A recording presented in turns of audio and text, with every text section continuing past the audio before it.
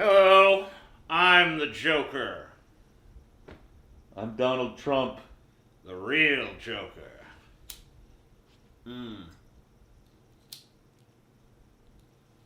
We saw the fucking Joker movie.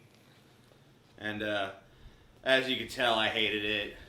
Yeah, it was horrible. Really sucked dick, man. I didn't think it was good at all. No, I loved it. I don't know if you loved it, but I loved it. No, I'd say I loved it. It just, maybe not as much as you did, but I didn't paint my face. Yeah, I don't know. I felt like when I was painting this, I'm like, because you just kind of called me and like, yo, we want to do something about the Joker. I'm like, all right. And then I'm like, I'm just going to throw this together. Yeah. And then as I'm doing it, I'm like, I feel more and more because I'm fat and have this fucking beard hair, I'm feeling more and more like I'm looking like a juggalo. But you know what, dude? It didn't cross my mind, which should be a good thing. But now that you've mentioned it... Now there's no escaping it, right? Right. You would be fucking right at home. I'ma be down with the clown till I'm dead in the ground. Yeah. Yep. I did the full juggalo thing for Halloween once.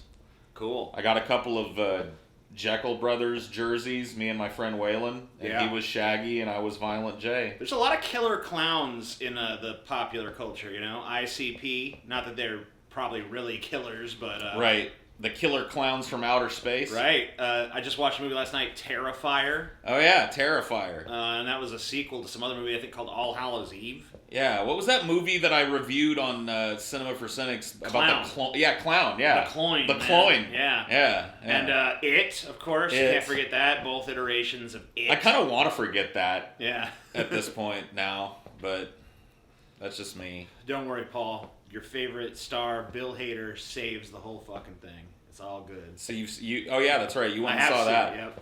It sucked. Well, I mean, it is another killer clown movie, though. Right, though, yeah. I mean, yeah. And I'm sure we're barely even scratching the surface. Like, if there's that many, there's probably, like, fucking 50 or 60. Oh, there's at least a billion clown movies, yeah. Because a lot of people are scared of clowns, you know? I don't really understand Coulrophobia, they call that. Oh, really? Yeah. Okay. Yeah, that's I don't really understand it.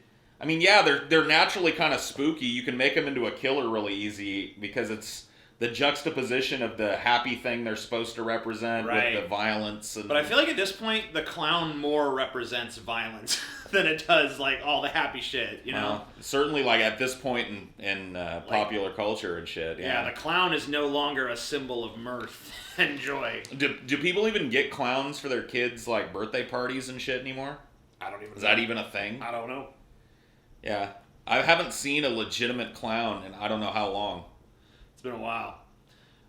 So anyway, let's talk about some of the aspects of this movie. So you and I both did Letterboxd Reviews, which we'll link those down below. Sure. People can check those out and see our formal sort of written review kind of thing. And we took very different approaches to the movie in terms of how we perceived it and stuff. Yeah. Because, like, the last paragraph, and really your whole review, but the last paragraph specifically of your review was kind of like, you know, don't try to look at this through the lens of, like, a allegory or, like, trying to compare it to the real world. Not necessarily don't, but don't get lost in that, right? Right. That was kind of the point of my whole review, I think, was to not get mired down in over-comparison between the world we live in and the world of the movie. Right. And in my review, I get mired down in exactly that. So, I feel like there's a lot of stuff in this movie that is very directly comparable to stuff that's going on today, and also stuff that's really been going on off and on throughout the history of America and any country. You know, there's always been times of civil unrest. We see in this movie a city that's wrestling with enormous poverty. And, you know, obviously everyone knows about the tent cities and the destitution that exists in a lot of our major metropolitan cities at this point. Right. Los Angeles being one of the more... Yeah. I mean, Los Angeles is probably the most egregious, openly visible example of the homeless problem. Oh, yeah. There are places, you know, in and near downtown LA where every overpass is camped under. Basically, yeah, it's somebody's roof. Right there along the giant interstate, backed up with cars, just like literally sucking fumes all day underneath an overpass. Yeah, and I mean some things of are bad. dealing with some of the worst air pollution in the country, worst air quality. You didn't really see that in this movie, though. The homeless problem was not really... Yeah, you didn't see any, like, allusions to tent cities, but you definitely got... It was the lower economic scale that was Right. really examined in this movie. The It was, bottom rung, the people that are just barely living paycheck to paycheck. Like people who are just above the rung of homelessness, where they have some kind of roof over their head, but they're living in shitty, terrible, dilapidated apartments. They're chronically underemployed, Certainly living under the baseline, constant... miserable existences, Right. Bereft of any sort of joy or hope or any of the stuff that you'd associate with having a good life of any kind of quality. So I think that there's definitely it taps into poverty, which really, if you think about it, is kind of unique for American cinema to do. You don't see a lot of movies, especially big blockbuster movies, where the main character is impoverished. Right. Usually you see characters living in ridiculously high standard of living. Like even on the show like Friends back in the day, there are a bunch of single people living in New York, but they have like these giant, beautifully furnished apartments, even though they're supposedly broke and shit. Right, yeah, they're constantly having struggles while living in downtown New York in a 1,200 square foot studio apartment. Right. And it makes absolutely no sense. That mentality, I think, is kind of carried out onto like popular culture and stuff. And you don't really see, like, I feel like back in the 70s and maybe the 80s too, you saw a lot of that gritty sort of this is the underbelly of society kind of stuff. Sure. But you don't really see that too much in movies these days. It has become increasingly rare for sure. Kind of interesting to see that, especially in a big blockbuster like this, which obviously this movie does not feel like a big blockbuster at all. It really feels like something that if you didn't have the Joker in it, you couldn't convince most Americans to see. But right, yeah, it does. It's not a giant spectacle film like you've come to expect from the kind of comic book genre. Right. It's a quieter kind of like art house type of film. I mean, it's got its sweeping moments and it's beautifully shot, which is... Oh yeah. But... And can you believe, by the way, just taking a moment to huge props to Todd Phillips, the director of this movie, because prior to this, his resume would not have led me to believe he was capable of making this sort of film. Right, yeah. This is from the Hangover franchise. It's like, how do you go from that to this? It's like, you went from... I don't know. I like the first Hangover movie. The two sequels were awful. But man, this is just such a fucking step up from that kind of shit. Right. So, congratulations. You've graduated, sir. Yeah, hopefully he can keep up the pace, and hopefully like Warner Brothers sees the opportunity here to actually establish something like a DC cinematic universe that makes sense and that's different. Yeah, and that draws a sharp distinction Right. between what it is and what Marvel's offering us. So Marvel's offering this spangly, super clean, super high energy action shit, and we're doing this darker, grittier, more socially relevant examination of the lower end of society, and we're shooting it different, and we're making these moments pop more. Because like, that's one of the things I wanted to talk to you about was there was remarkably little violence in this film. Right. I feel it was when it was done as like a punctuation. Right. Mark. It was super impactful because it wasn't a constant explosion fest. And it was a realistic violence too. Right. It wasn't like superhero like dun da da dun da da. It wasn't that stupid shit. Not that I have a problem with that shit. No. I've gotten into it, but like this is very visceral, gritty, intense violence that really strikes you as being very realistic. Right. Very bloody, gory, not clean, not something where it's like, someone gets up and, oh, I'm fine. It's like, people are, there's gallons of blood. But, it's not, like you said, there's probably 3 or 4 big violent moments in the entire movie. Let's see, there's the, spoilers by the way, there's the attack on the subway. Right. There's the moment when he kills that asshole from his job that got him fired. Right, that's towards the end already. Right, and then there's the big Murray scene at the end, and that's kind of and then the orgy of violence that kind of ensues at the very end. Encapsulates the city, and I can't remember another instance of violence being depicted overtly on the screen in the movie. So, which is strange because there's so many people out there acting like this is one of the most violent movies out there, but really, not much of the screen time is devoted to violence. I will admit, though, the violence that you do get is ultra impactful and visceral and shocking when it happens. Likely as a result of the fact that it's not overused. Right. And also just, the way it's shot is just fucking so brutal. So yeah, this is not a particularly violent film. You've probably seen 100 more violent films this year. I find it funny that people are like, oh, this promotes gun violence. Oh, this is a violent movie. But then John Wick is the biggest hit of the fucking year and shit. Right. Keanu Reeves. How many people did Keanu Reeves kill in the John Wick movies by now? Right. He's basically a one-man walking genocide at this point. But we're worried about the dude in makeup in a movie who killed, let's see, how many people? 7? 3? 6? Something like that? He kills 3, 4... He kills 5 people in the movie. Directly. Right. So, that's not even up to snuff with, the mass shootings we have nowadays. Right. So, and not to say that he's not a violent character. Obviously, he's a violent character, but... the idea that this movie is overladen with violence and it's just an orgy of violence that's been propagated in the media, totally fucking false. Just not true. So getting back to the whole, comparing this to the real world thing, I feel like Thomas Wayne in the movie, pretty small role. All the roles besides Joaquin are pretty small. Yeah. I felt like he was a sort of a metaphor for a Donald Trump-esque kind of figure. I feel like he's more articulate, but he kind of is not. He's not afraid to go on the air and say that poor people are clowns, or some shit. Right. He doesn't have that filter. He's a little bit. He's way more articulate than Trump, but it's a rich billionaire that acts like he's gonna come and save the city from itself. He's kind of they made him kind of fucking pudgy and shit. Every other depiction I've ever seen of Thomas Wayne, he's been a, reasonably physically fit guy. This one, they kind of make him a big fat dude.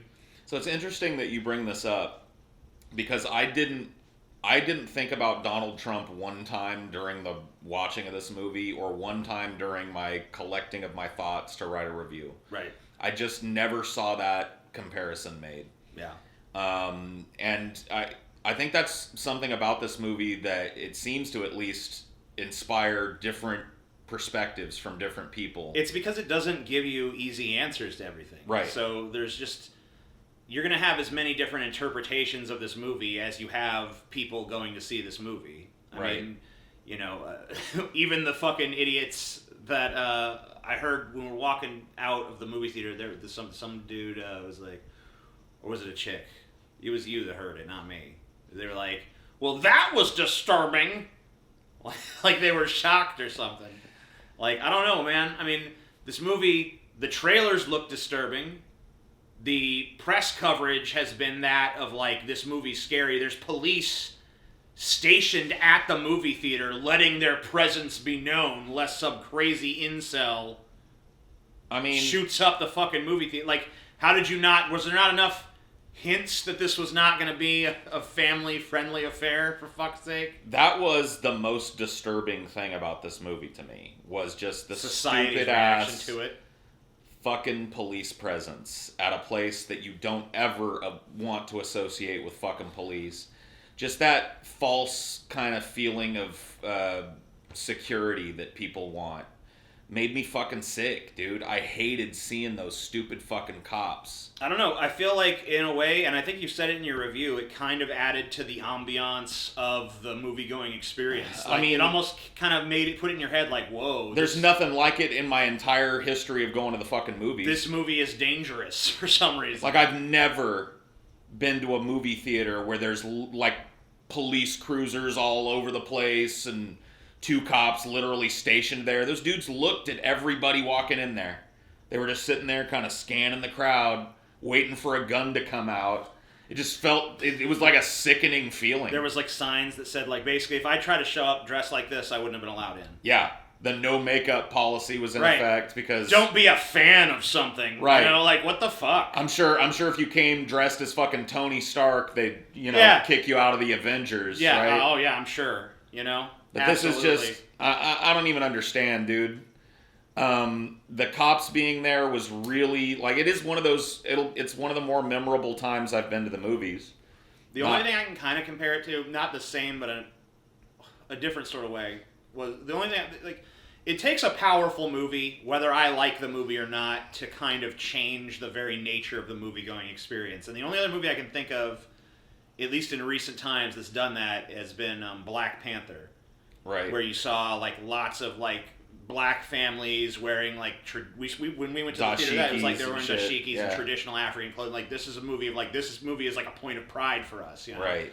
And this movie is obviously in a very different direction, where it's, like, almost like you feel like they'd prevent you from seeing it if they could, you know? Right. And look, like they're scared of the movie. Look at what and this is what kind of something I didn't remark about in my review, but that I thought about was, look at the angle that's being taken by the people that fear this movie. So the Joker's already an established character. Right. And in most every fucking universe I've ever seen him placed in, he's a mass murderer. He's a mass killer of people. He's a mass mayhem and destruction causer, right? Right.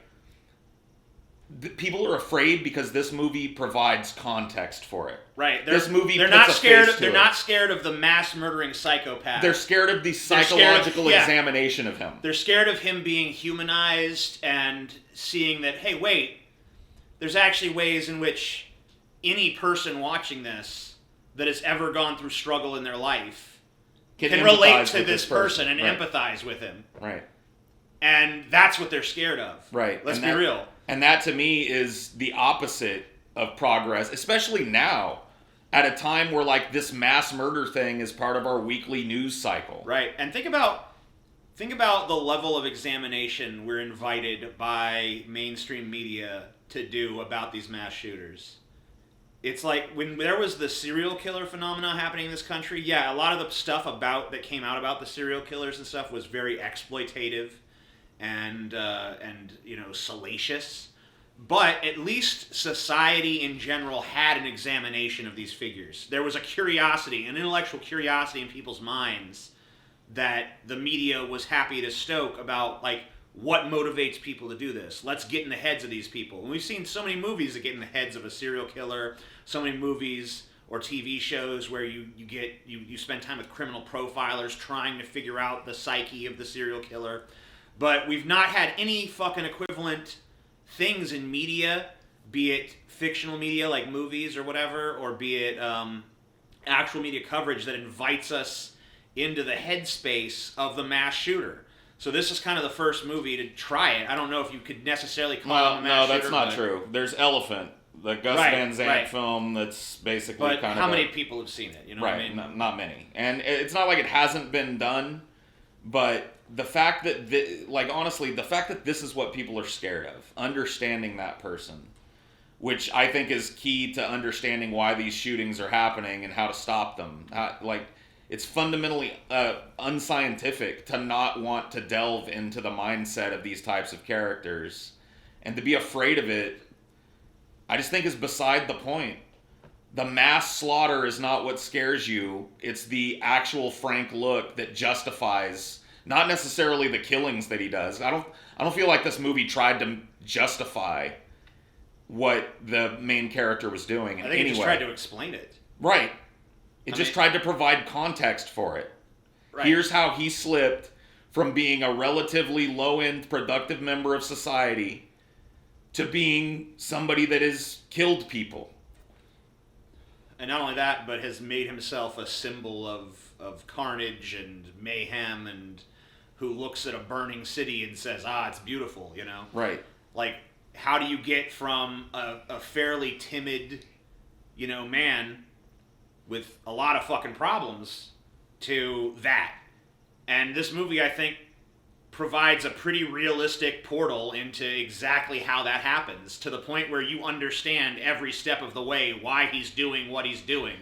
You know, you get a picture, you get a window into his mental illness, you get a window into the ways in which a confluence of societal factors have driven him to become this person that he becomes. Right. And you know what the thing is? Like, a lot of that, whether you analogize this movie to society or not, or to whatever extent you do, you know, a lot of the explanations, because the world we're looking at is so rooted and grounded in reality,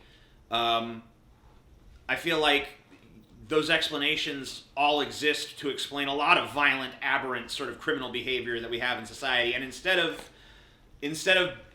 you know, feeling like, oh, we got to get rid of these problems in our society, people are watching this movie and saying, we got to get rid of this movie. It's like, no, that's just reflecting real shit.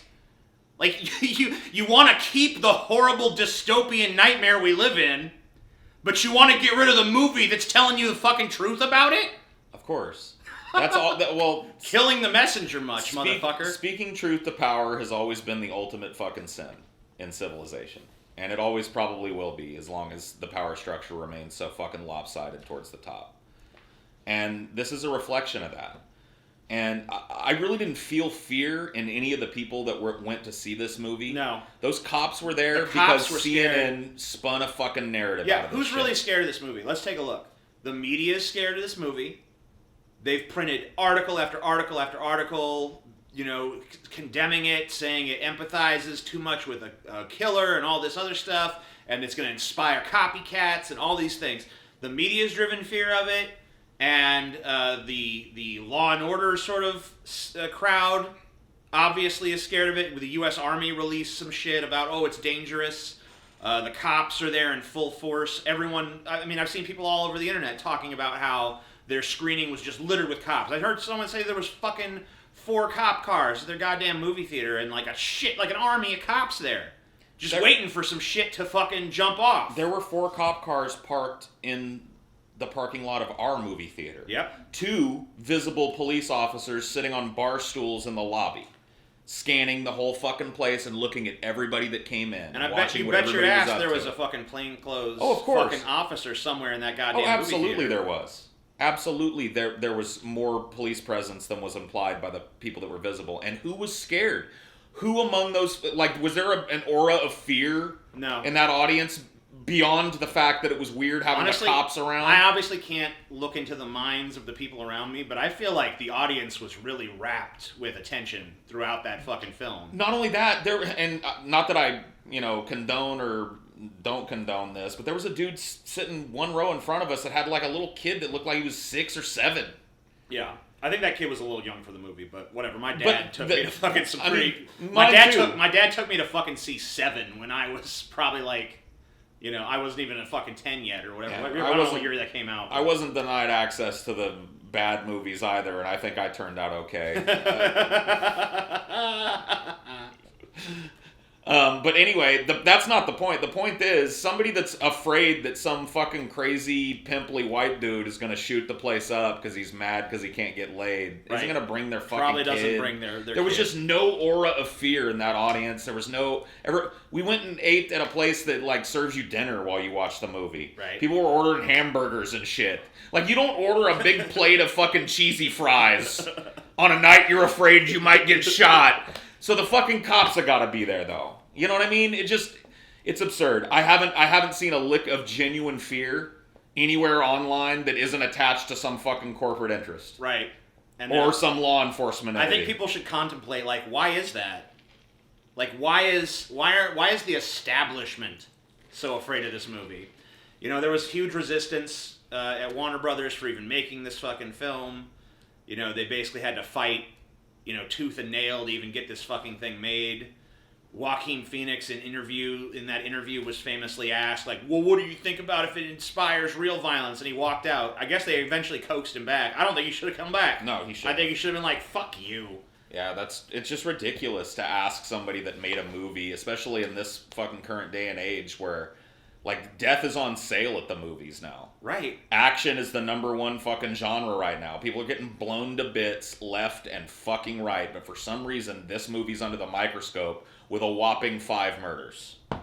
I don't understand. I mean, I guess more people might die over the course of the ensuing carnage at the end. Right. We see Thomas and Martha Wayne get Right. shot at the end by a Joker sort of sycophant. Right. They're just one of the rioters. Right. See, there's something that you brought up about the realistic look, and I thought that there was a lot of like fantasy in this movie, because let's be honest here. Yeah.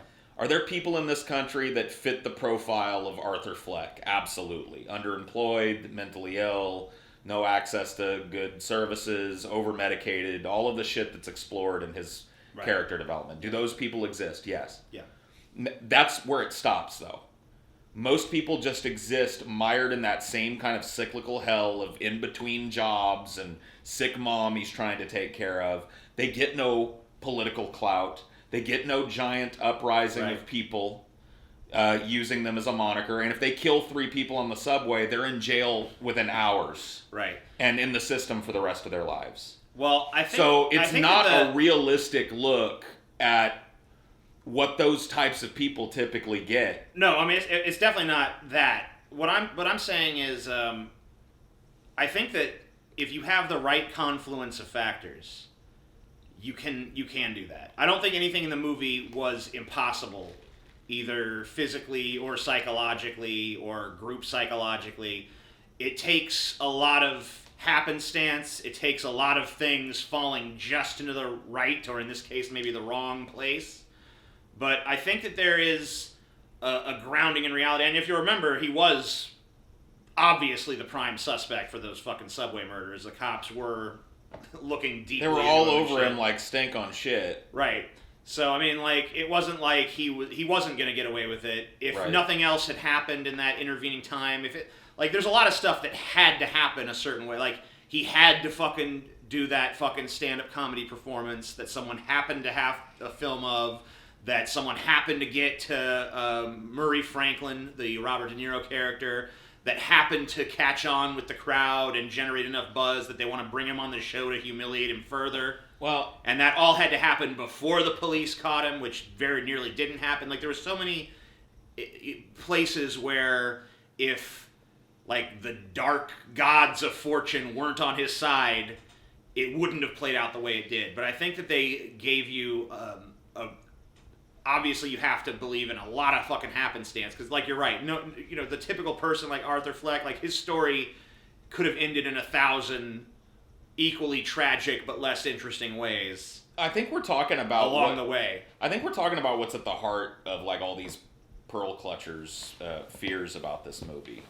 Is they're saying that because of all this, as you call it, happenstance that happens, it kind of glorifies this dude. And it glorifies the idea that, hey, because I'm sad and lonely, I can go shoot a bunch of fucking people. Right. And it turns out great for me. I got this army of sycophants.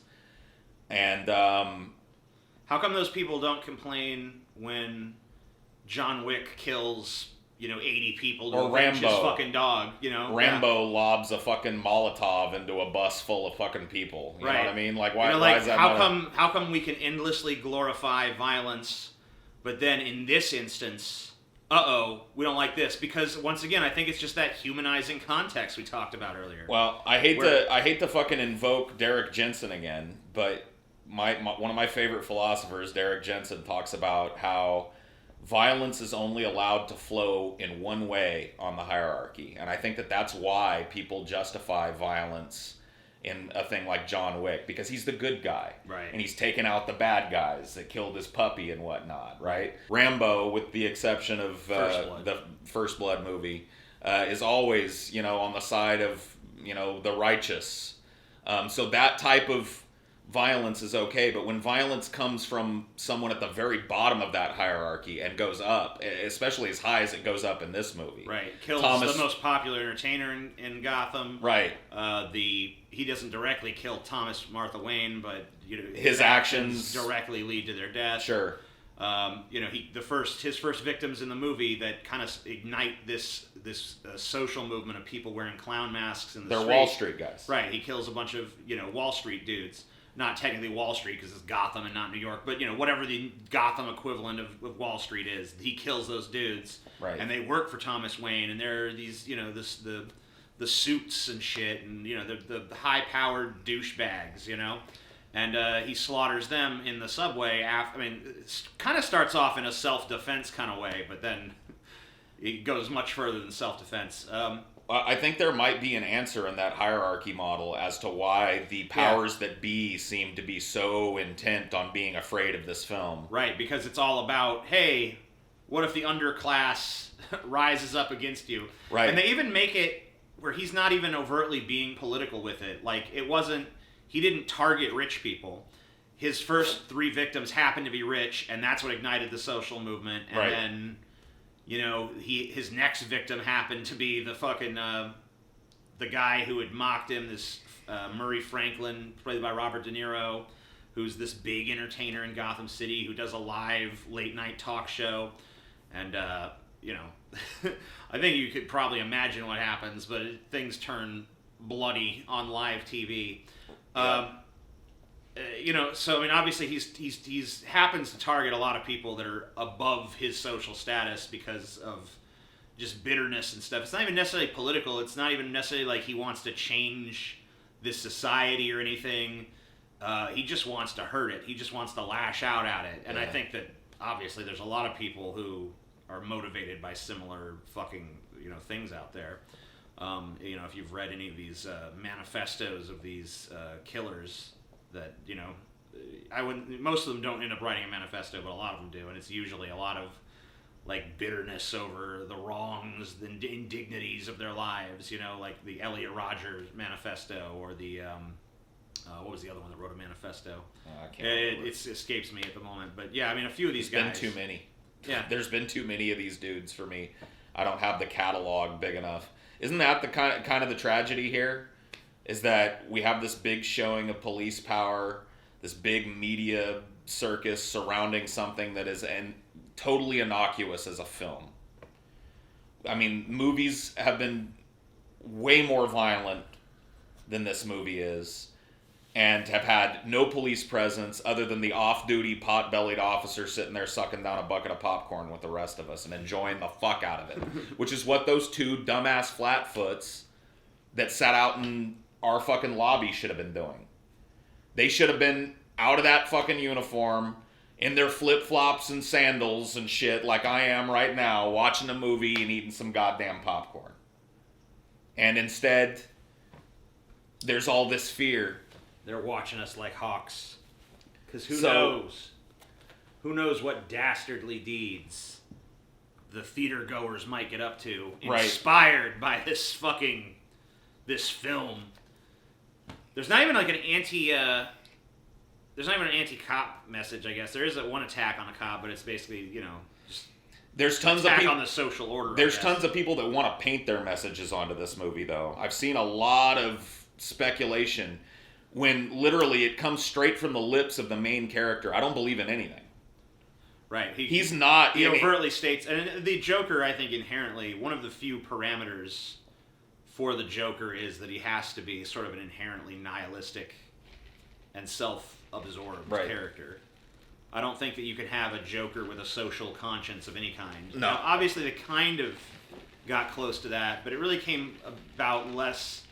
Like his big speech at the end, I feel like that was more about him airing his personal grievances with how he particularly had been mistreated because of, obviously he's a narcissist in the film as well as a sociopath. That's something that I wanted to bring up too. When he was given the platform on the Murray show before the carnage ensues, he chooses to speak about a couple of things.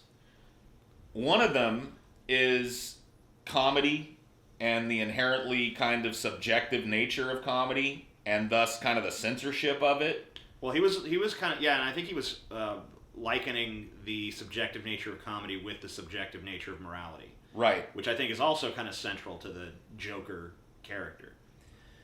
But the other thing that he chooses to use to fill that time is to talk about rudeness. Mm-hmm. Just kind of like, and that's not aimed at the rich or the poor or the middle class or the upper middle class. That's raised. That he's just. He's basically just saying like that's the sewage in which we fucking swim every day of our fucking lives in this culture. You know, he's concerned with how we treat one another. Yeah, which kind of seemed like a strange sentiment for a Joker archetype, but I think the movie kind of laid a pretty decent foundation for it.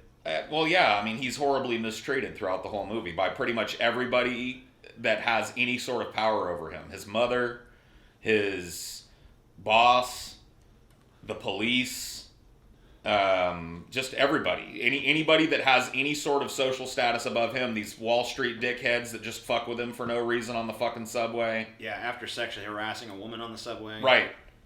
So he's constantly abused by everyone around him, and I think that's something that I haven't heard a whole lot of people talking about when it comes to this movie. In that big, ending scene where he finally gets to give us a reason for this in his own words, he talks at length about rudeness and how shittily we treat one another and how we're always just yelling at one another. And once again, makes me question why this is seen as a fucking dangerous film. Yeah, because nice is now a fucking dangerous message. Actually, in my review, my ending paragraph was basically, I think the real message of this film is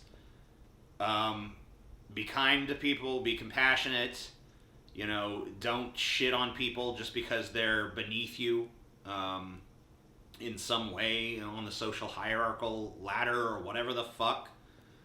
Because if you're not, one day maybe they'll kill you, and maybe you'll kind of fucking deserve it.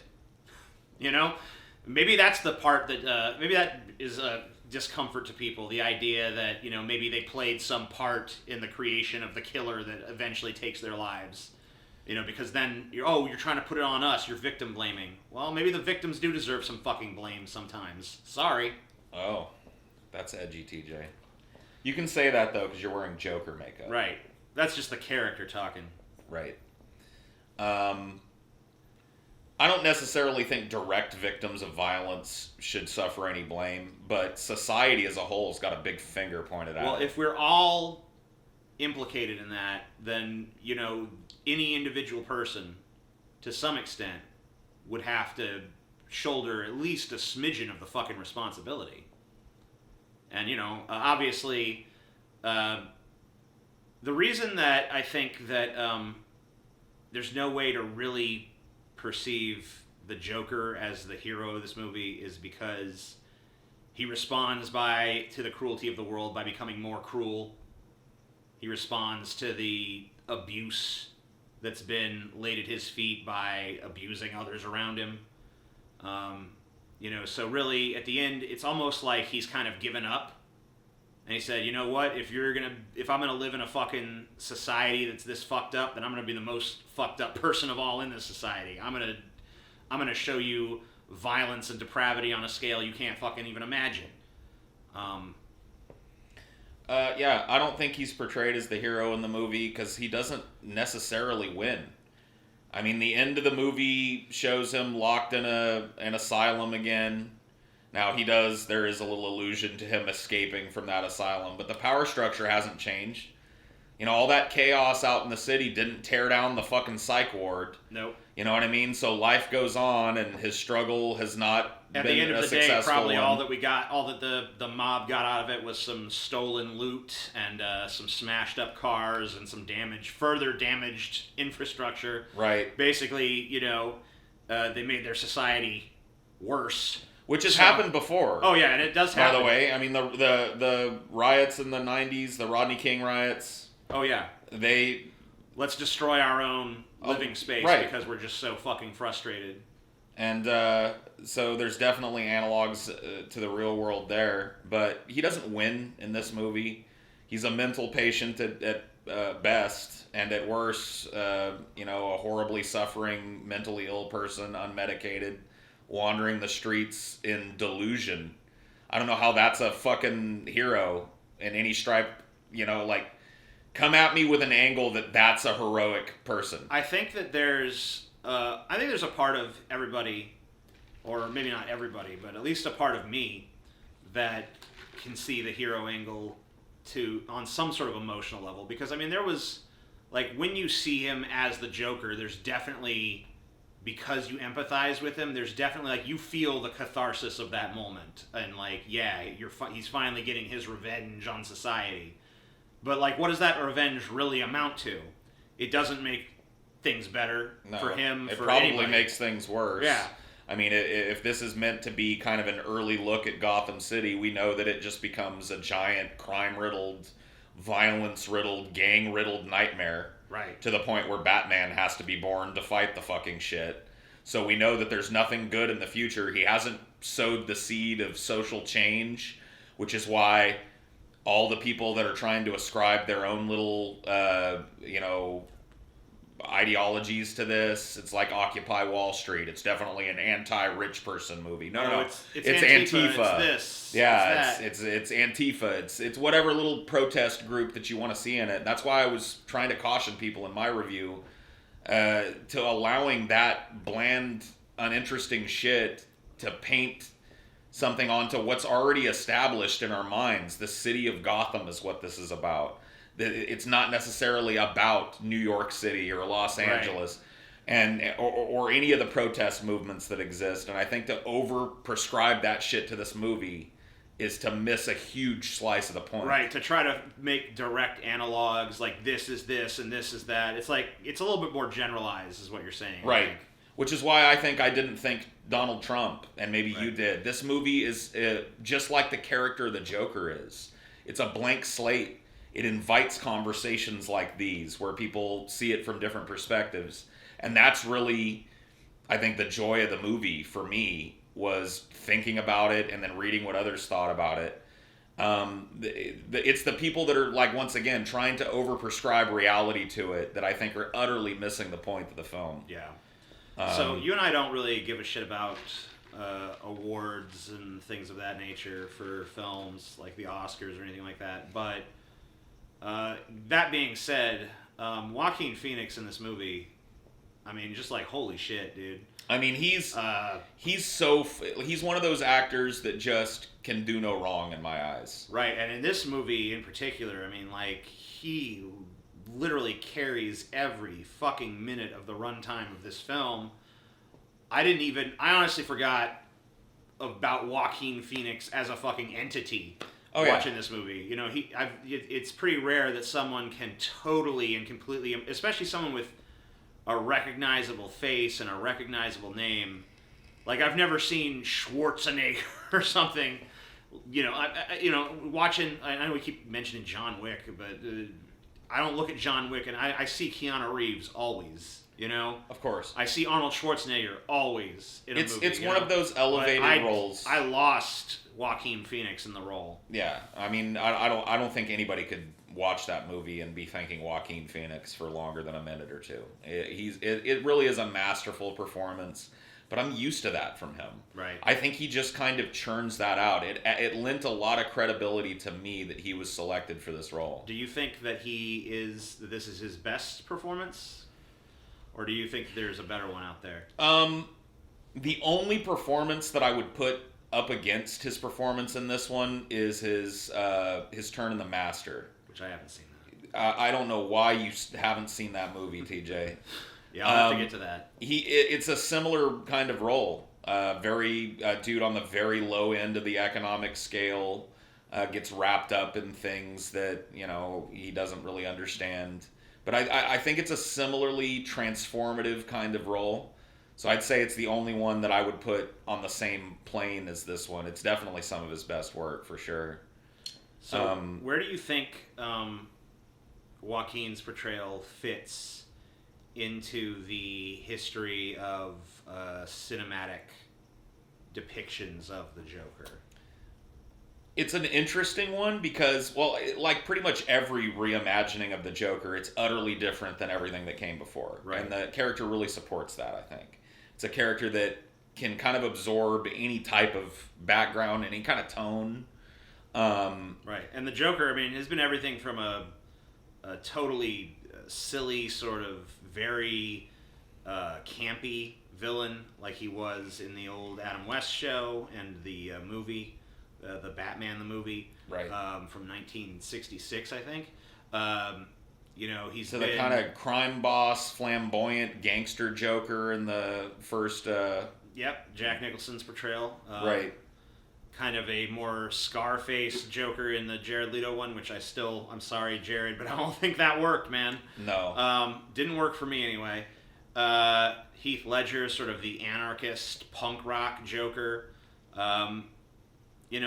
I was gonna use some adjectives for Joaquin's Joker, it's almost like the sad Joker. Yeah, man. I mean, this movie really drives home how emaciated he is. I mean, you get these long sweeping shots of his rib cage, and I mean, he's the Joker, like the Heath Ledger Joker was really physically capable. You know what I mean? A badass in a stand-up fight. Yeah. And this is not that kind of Joker. Without the gun that he's given by an altruistic friend, or maybe not so altruistic friend, he's nothing. He wouldn't have been able to defend himself against those fucking Wall Street guys, and he would just absorbed another beatdown like he did at the beginning of the film. Yep. So this is a Joker that the power that he projects is way more in the social movement that springs up around his actions rather than his direct involvement in it. Right. You couldn't see this iteration of the Joker going toe to toe with Batman in a fist fight. No, not at this point in the character's development. Now maybe down the line, But yeah, no, he's definitely not physically capable. I mean, a bunch of fucking kids kicked the shit out of him in the first 10 minutes of the movie. Right. So he's not portrayed as any kind of physical threat to anybody other than his ability to grab a gun. Yeah.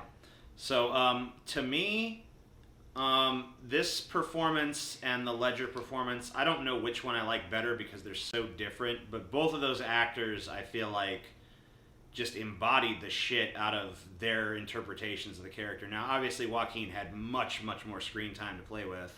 Oh, yeah. So that's definitely an advantage. Nobody's ever had no this. Well, I guess maybe other than Mark Hamill, maybe. Yeah, Mark Hamill over the course of the animated series. Right. But it's very rare for an actor to be given this much time to develop this character. Absolutely. But that being said, I don't know, man.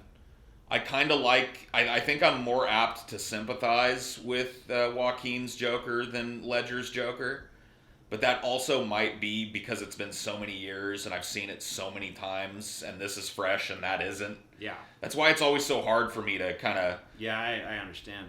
Pit these characters against one another. I still haven't made a determination. I don't know if I ever will. I mean, I think in my mind, kind of right now, they're tied. But definitely they're pretty fucking equal caliber. I mean, and, Heath Ledger won the Oscar posthumously for that role.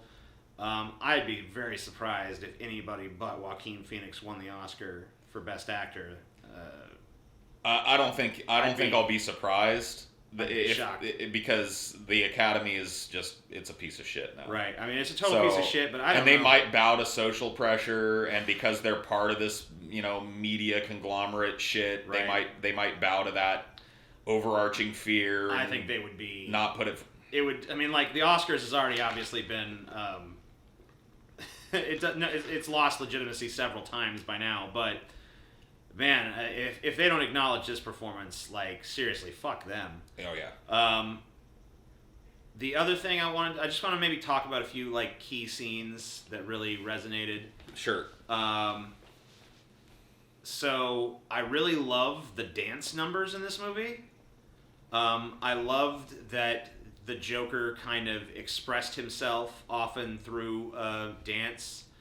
And pantomime as well. Yeah, and probably my two favorites were immediately after he kills the Wall Street cocksuckers, he locks himself in a bathroom, and he seems really distressed, and you think for a second that he's gonna he's gonna have like the typical emotional kind of breakdown scene where he like punches mirrors or breaks something or collapses into the fetal position and cries, but instead he does this very slow, deliberate dance, like interpretive dance scene. Yeah.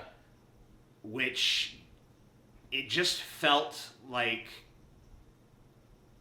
he was inviting something like dark and horrible into himself. Like it was almost like I felt like in that moment I was seeing like the Joker kind of beginning to be born. I don't think he's fully born until the last 30 minutes of the movie, but I think that in that moment, like, that enters into him. Even more than the killing scene, I feel like this was the moment where he's being established as like, okay, this is the Joker. Right. And he also kind of expresses, I feel like when he finally fully embraces the Joker persona, he does this really cool dance scene on the stairs. It's been kind of showed a little bit in the trailers and stuff.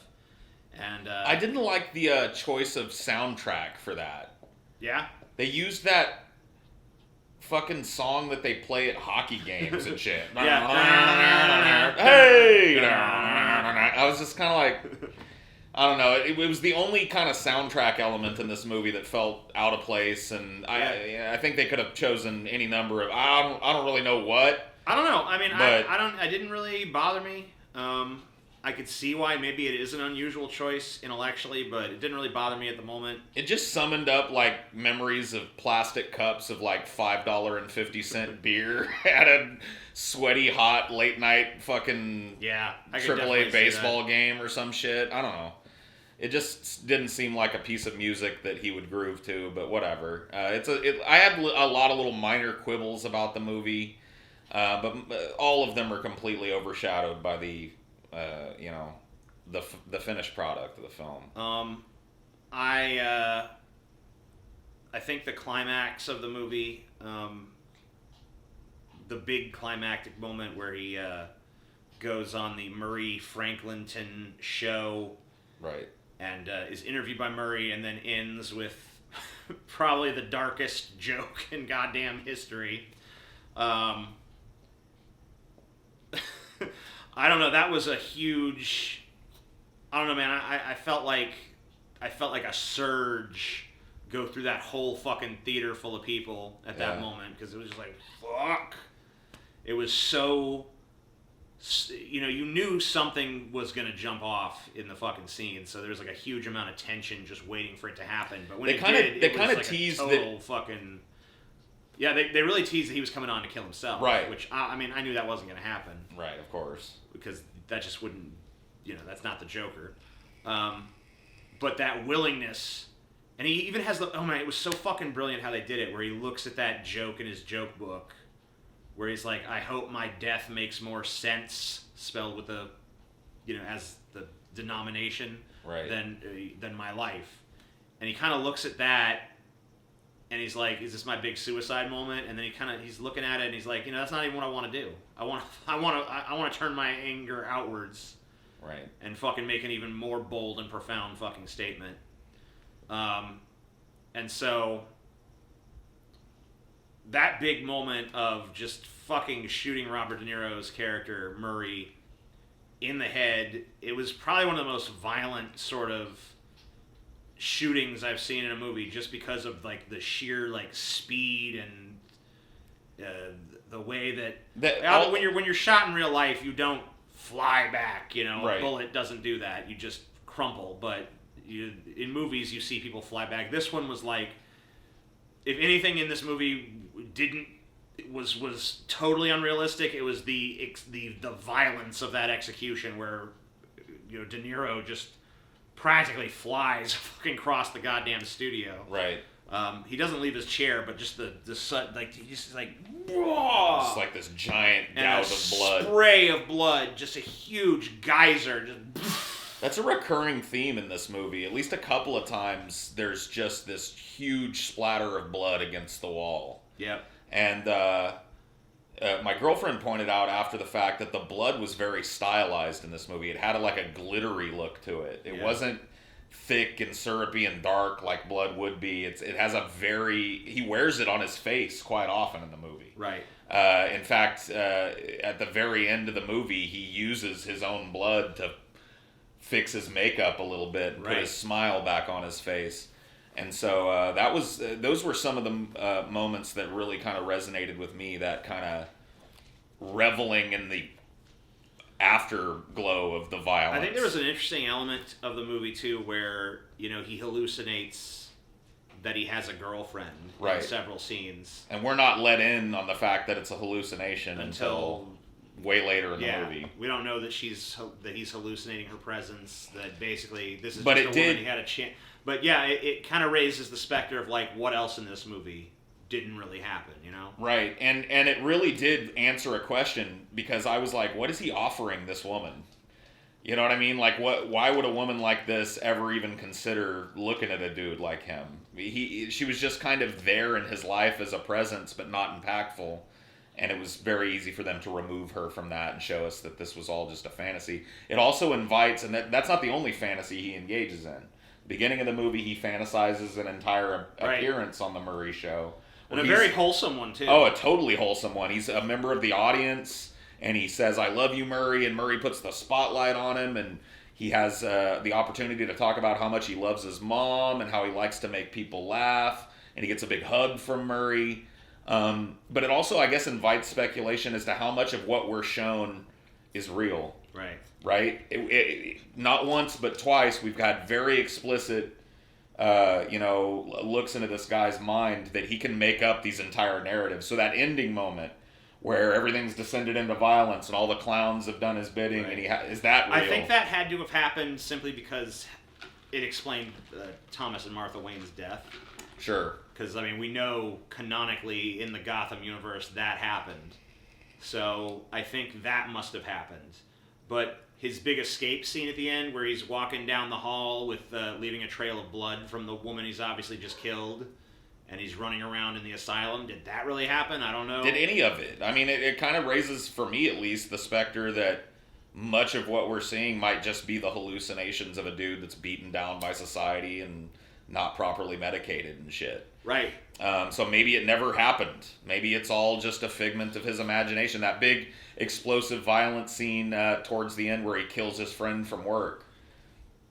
Maybe that never happened. You know what I mean? So any of this, I think, is possibly just a big dream in the head of a very sick person. I guess it depends on... because he would want to see Wayne killed. Well, I think the fact that Thomas and Martha Wayne canonically died in pretty much that exact fashion, minus the dude in the clown mask, in so many different iterations of this, cinematic world, means that I think that they're at least lends credibility to that actually happening. And if the riots actually happened, that means the Murray Show probably actually happened. Right. But you have to admit that these are all things that he would have wanted in his dream of dreams. Oh, yeah. He wanted that revenge against Murray. He wanted people to kind of tear the city apart in protest of the way that he was treated. He wanted Thomas and Martha Wayne dead for, the slight that he perceived that they had done to him, and wouldn't have harmed little Bruce Wayne. You know what I mean? So I don't think it's as cut and dried as all of that. Right. All of these things that you earlier on in this explain away by happenstance, when we're shown a guy that can fully hallucinate experiences that obviously never happened, how much of this can we trust is real when everything that happens is a fulfillment of his ultimate fantasy? Right. And as if this movie isn't already complicated enough, you introduce the element of what was real and what wasn't. Was any of it real? Right. That just makes the movie even more fucking complicated and even more of an this movie. It would love. It's a movie you could sit there and analyze for fucking forever, and I'm sure people will. There's going to be so many videos about this. There's going to be so many essays written about this. This is going to be a film that invites years and years and years of people contemplating it and coming up with different theories and coming up with different explanations of their theories and reading different messages and morals and all kinds of shit into it. it probably won't be the last time I fucking contemplate it. I mean, it definitely won't, but, I mean, like, publicly. I don't know. I just think it was one of the best movies I've seen in theaters in a long time. Mostly because I just don't feel like too many movies with this kind of balls are made anymore. Yeah. I'd say the only theater-going experience that matches it in recent memory for me was when I went and saw The Meg. Dude, that movie was The badass. Meg, bro. Giant fucking shark, dude. You don't even know. Have you seen The Meg, bro? No, I haven't. Oh, dude, we erase this. Take off that face paint and put a shark hat on, and let's talk about The Meg. Let's talk about the fucking Meg. All right. Well, yeah. Thanks for watching, I guess. Bye.